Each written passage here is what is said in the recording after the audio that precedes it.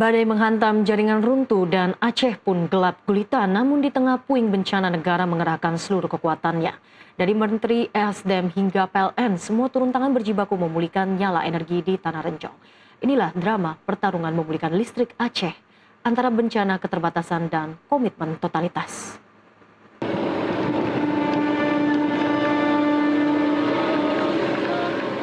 Kementerian Energi dan Sumber Daya Mineral bersama PT PLN bergerak cepat memulihkan sistem kelistrikan Aceh yang lumpuh total akibat banjir bandang dan tanah longsor.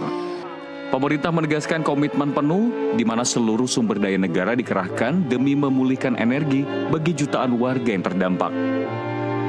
Kami pemerintah akan terus fokus, akan terus berupaya, akan secara totalitas mempergunakan semua sumber-sumber kekuatan negara dalam rangka percepatan pemulihan di sektor energi yang ada khususnya di Provinsi Aceh. Namun pemulihan tidak semudah perhitungan di atas kertas. Bahlil mengakui kondisi lapangan jauh di luar prediksi. Kerusakan lebih parah, akses terputus dan waktu pemulihan pun berubah dari perkiraan awal.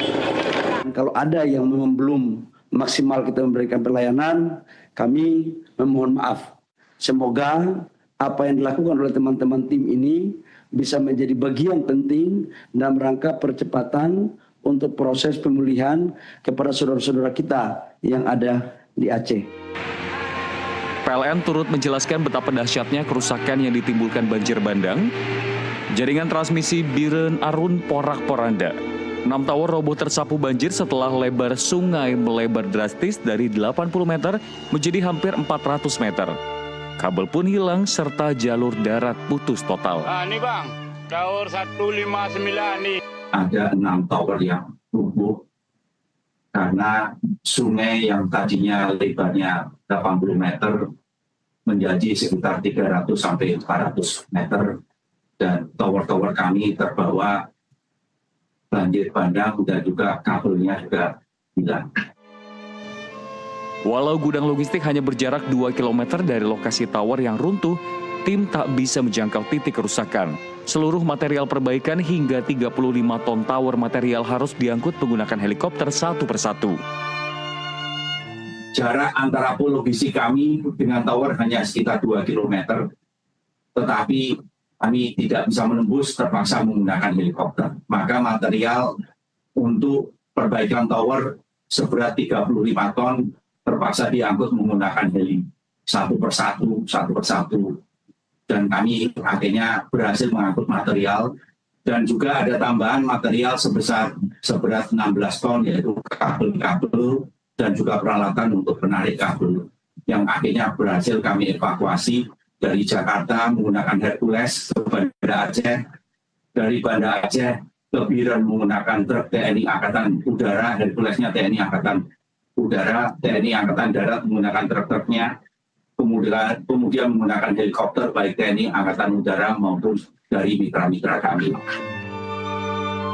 Tambahan 16 ton kabel dan peralatan penarik juga diterbangkan menggunakan pesawat Hercules TNI Angkatan Udara, di mana semua upaya dilakukan agar listrik bisa kembali mengalir dari Arun ke Banda Aceh.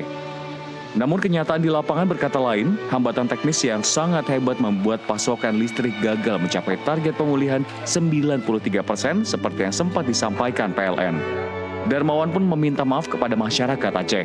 Dalam hal ini kami menyampaikan permohonan maaf yang sedalam-dalamnya kepada seluruh masyarakat Aceh, karena kami sudah menyampaikan informasi bahwa sistem kelistrikan apabila koreksi kami untuk penyaluran listrik dari Arun ke Banda Aceh bisa berjalan lancar, maka akan meningkat menjadi 93%, ternyata menghadapi tantangan teknis yang sangat hebat. Untuk itu, saya memahami betul kekecewaan dan kesulitan masyarakat. Tidak ada alasan apapun yang bisa menghapus ketidaknyamanan ini. Sekali lagi, saya mohon maaf dan memastikan bahwa kami tim terus bekerja penuh untuk bagaimana memulihkan sistem kelistrikan di Aceh. Kami mengakui kerusakan jaringan kami sangat parah. PLN mengonfirmasi 4 kabupaten masih terisolasi dan gelap gulita. Di antaranya ialah Aceh Tengah, Bener Meriah, Aceh Tamiang, dan Gayo Lues. Presiden Prabowo dan Menteri ESDM telah menerima laporan lengkap mengenai kondisi tersebut. Meski dihadang keterbatasan, upaya pemulihan terus berjalan. Tim berjaga 3 shift, akses darat dibuka sedikit demi sedikit, dan tower darurat mulai ditegakkan. Harapannya satu, Aceh kembali terang dan denyut kehidupan normal kembali menyala. Tim Liputan NTV melaporkan.